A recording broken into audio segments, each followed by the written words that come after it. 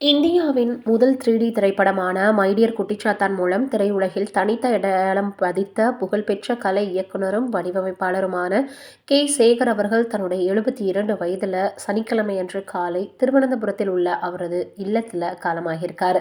அவருடைய மறைவு இந்திய திரைப்பட கலை உலகில் பெரிய சோகத்தை ஏற்படுத்தியிருக்கு. மை டியர் குட்டிச்சாத்தான் திரைப்படத்தில் இடம்பெற்ற ஆலிபழம் பெருக்கன் பாடலுக்காக வடிவமைக்கப்பட்ட சுழலும் படுக்கையறை காட்சி இந்திய சினிமாவின் முக்கிய மைல்கல்லாக கருதப்படுகிறது. சுவர்களிலும் கூரையிலும் குழந்தைகள் நடப்பது போல தோன்றிய அந்த காட்சி உண்மையான இயந்திர சுழலும் அறை மூலம் உருவாக்கப்பட்டது. அதோடு ஒத்திசைவாக நகரக்கூடிய கேமரா பயன்படுத்தப்பட்டிருந்தது. அந்த காலகட்டத்தில் இத்தகைய காட்சி விளைவுகள் மற்றும் தொழில்நுட்ப புதுமைகள் இந்திய சினிமாவில் அரிதானவை.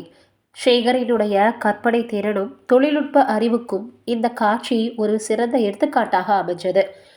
1979 கேரள பல்கலைக்கழகத்தில் பத்திரிகை துறையில் முதுகலை பட்டம் பெற்ற சேகர் இயக்குனர் ஜிஜோ இயக்கிய மலையாளத்தில் முதல் 70 மில்லிமீட்டர் திரைப்படமான படையோட்டம் மூலம் திரைத்துறையில் தனது பயணத்தை தொடங்கினார்.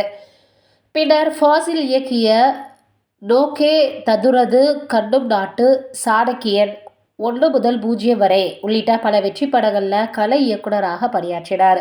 சினிமாவை தவிர சென்னையின் கிஷ்கிந்தா கேளிக்கை பூங்கா வடிவமைப்பு குழுவிலும் இவர் முக்கிய பங்கு வகிச்சிருக்காரு. கலை இயக்கத்தில் புதிய சிந்தனைகள், தொழில்நுட்ப புதுமைகள் மற்றும் கற்பனை உலகை திரையில உயிர்ப்பித்த கே. சேகரினுடைய மறைவு இந்திய திரைப்படத்துறைக்கு ஈடுக செய்ய முடியாத ஒரு இழப்பாக கருதப்படுது. திரையுலகினர் பலரும் அவரது மறைவுக்கு ஆழ்ந்த இரங்கலை தெரிவித்து வராங்க. நம்மளுடைய சார்பாக அவரினுடைய ஆன்மா சாந்தி அடையணும் அப்படின்னு கடவுள்கிட்ட வேண்டிக்கலாம். இதே போல் இன்னும் நிறைய பிரபலங்களை நம்ம சமீப காலமாக இழந்து வரோம் அப்படின்றதான் உண்மை.